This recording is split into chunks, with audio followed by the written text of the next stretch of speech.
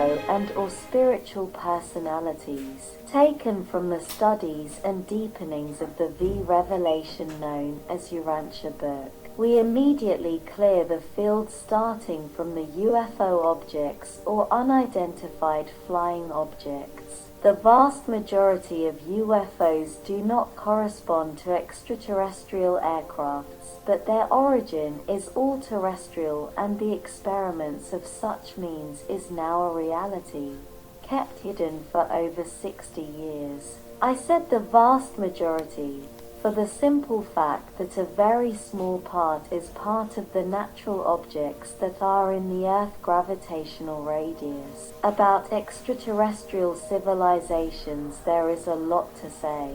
Indeed, the most surprising thing is that with certainty our solar system hosts another civilization, and probably not only one.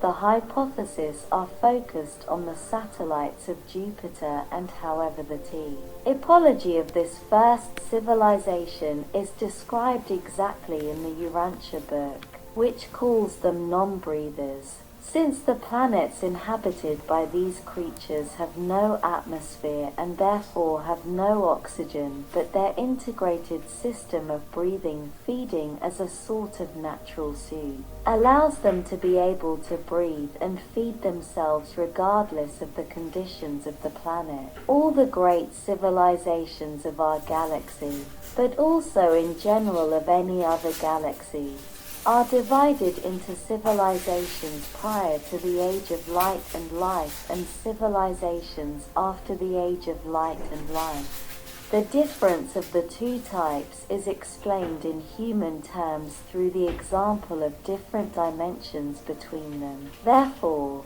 we can imagine that our civilization in 3D is visible to any other type of creatures, but once entered in 5D, is invisible to 3D. Even the planets that pass from the physical dimension to that of light and life, or if you want to 5D or other dimension, always as an example and not as a real comparison, disappear from the horizon of physical sight and are hooked to the morontial or supermaterial system of planets.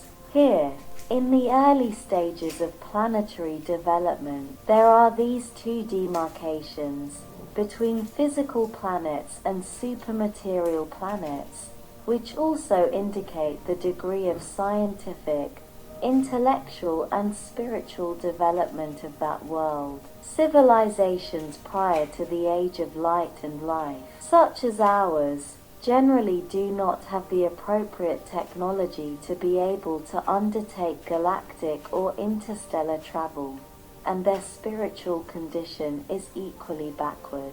Civilizations after the Age of Light and Life, even in its early stages, since there are tens of thousands of years until the last evolution, would be able to travel through space, and often they do.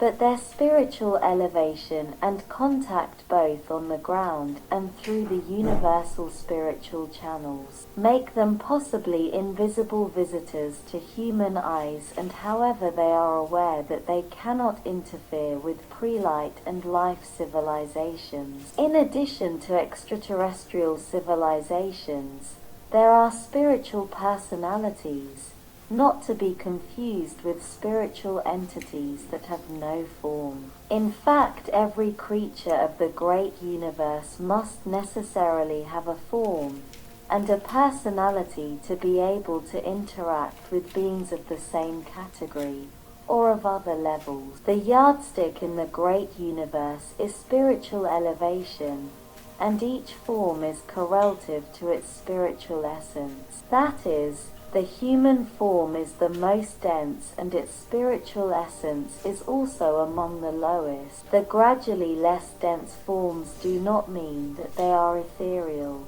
but that they are invisible to our sight, limited to a certain range of the electromagnetic spectrum. The more we proceed towards the perfection of the spiritual essence, the more these forms will correspond to this spiritual beauty.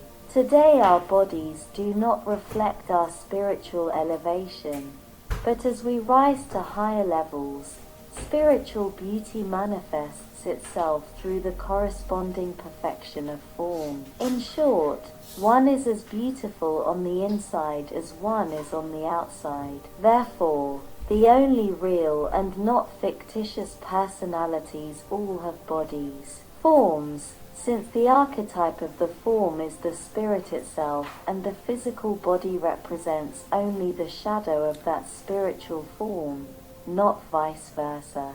As we have explained, whether they are civilizations prior or posterior to the age of light and life, for one reason or another, these civilizations could not contact us, but at most they would simply observe us. The only personalities in charge of contact with the planets are the spiritual ones of the divine hierarchy of the universal, eternal and infinite Father.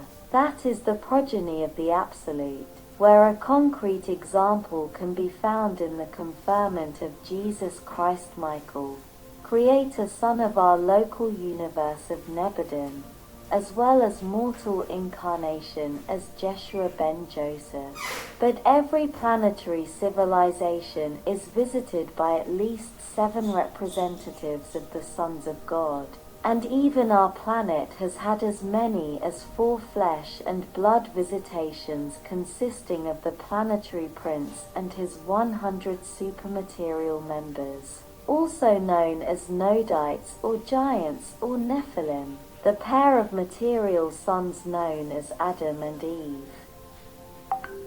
The racial and spiritual elevators or Adamites, when in the Bible it speaks of the sons of God who united with the daughters of men, it is these 2 races, the Nodites with the Adamites. And also there was the incarnation of Machiventa Melchizedek, mistaken in the time of Abraham as God, while the Melchizedeks are a kind of progeny of our Creator Michael, and they are called the teachers of the universes and have the consent to act independently at the time when in certain planets the source of faith and truth is close to disappearance. So Machiventa and his disciples not only created monotheism with the progenitor Abraham, but spread the true faith and therefore the revealed religion in all the continents then known, especially in the East, where many philosophies and religions flourished there, and a few years the main Eastern religions derived from the teachings of the disciples of Machiventa about the sons of God, a particular species of angels, seraphim and other similar creatures, make interstellar journeys with their own bodies without using artificial means. And the most frequent activities of these special creatures concern the worlds of dwellings, the supermaterial worlds, but it is possible that in some circumstances they can act as intermediaries between students of the higher worlds who go to the planets for speculation. The cosmos, the great universe, is not abandoned to itself, and the creatures evolving in the planets cannot freely meet other civilizations. But everything is under control because each planet is connected through a spiritual flow with the higher spheres from which derive the directives and all the updates related to that specific stellar quadrant. It is impossible to deny the presence of extraterrestrial races, because these represent the simple universal reality. So it would be totally out of place to believe only that there is the human race. But despite the existence of a series not infinite but catalogued of creatures different from human beings, the presence on our planet or the supposed contacts cannot be realistic, and the reason is due to more than one cause, but that does not fall within the scope of this article. This is not to deny the sightings or contacts, but only to attribute these phenomena to a different origin. On the other hand, The discourse of the first contact, in the light of revelation, is a fact that has already happened in the history of mankind and will certainly happen again. According to our information, before long our culture will again encounter eminent exponents of the divine government and will forever reverse this trend of self-destruction. Finally, we will have divine personalities who will instruct us about our evolution and the life of the cosmos.